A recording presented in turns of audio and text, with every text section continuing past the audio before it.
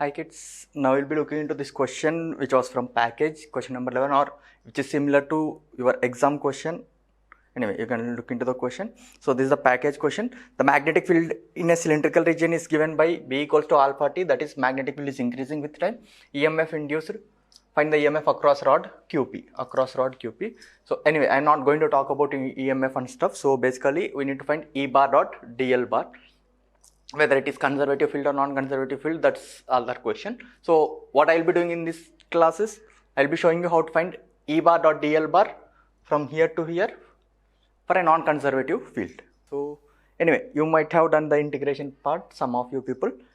So those who have understood the question, the length of the rod is 2r. So basically it's exactly magnitude wise equals to diameter. Magnetic field is increasing with time, so induced electric field is only concentric circles. So here electric field will be this way, here electric field will be this way. So when I take electric field versus length dot product, it is going to be positive everywhere. So my aim is to find what is E bar dot DL bar from A to B, which is going to be positive in this question, where this electric field is non-conservative electric field.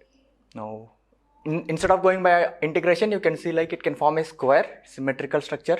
So you can see a square. Now E bar dot DL bar from here to here, I am calling it as x. So if it is x from here to here, then it is x from here to here, it is x from here to here, it is x from here to here, because it is symmetrical. If you rotate this figure by 90 degrees, you can't find any difference. So if integral E bar dot DL bar from here to here is x, x, x, x. So for the total loop, it is 4x. For the total loop, induced E bar dot DL bar will be given by rate of change of magnetic flux. So area through which the flux is, the magnetic field is only in this region, affected is only in this region. So d phi by dt will be, flux will be B into this area. So d phi by dt will be dB by dt into that area, pi r square. So this is the total E bar dot DL bar for the closed loop, but we need only for A to B. So for closed loop, it is 4 times of A to B thing. So from here you will be getting the answer. So after integration, you will be getting this answer. Once you get this answer, as the answer looks simple, you can probably search for the easier options. But anyway, we are just lucky here probably.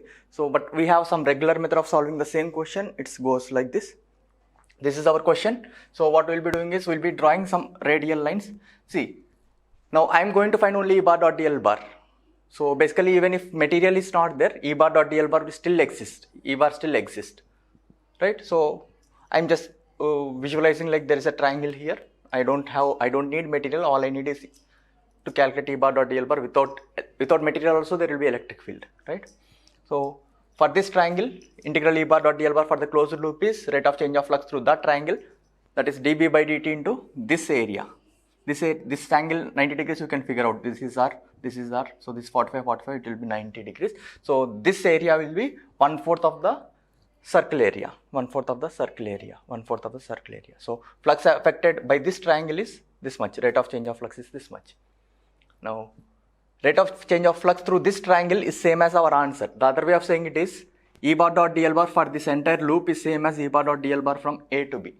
Now why it is so? Because electric field lines are concentric circles, so electric field will always be perpendicular to the radius line.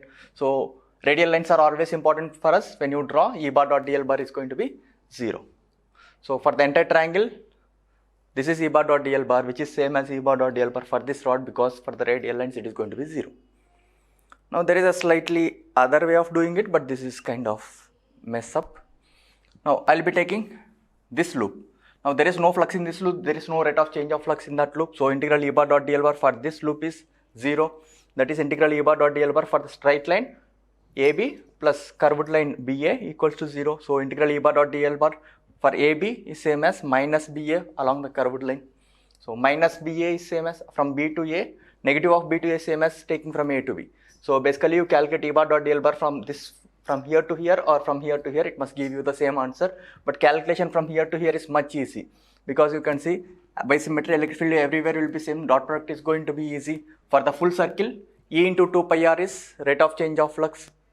So from there, but from here, E into 2 pi r is rate of change of flux through the entire thing, but this is only, this is going to make only 1/4 of the angle, 1/4 of the angle. So from here to here, you can easily show it is 1/4 of the total, right? So similar question is there in your exam, and again you can see triangle, you can draw radial line, and you can say E bar dot DL bar for this closed loop will be given by rate of change of flux through this triangle. Now E bar dot dl bar for this closed triangle will be same as for the rod, because for the radial ends it is going to be 0.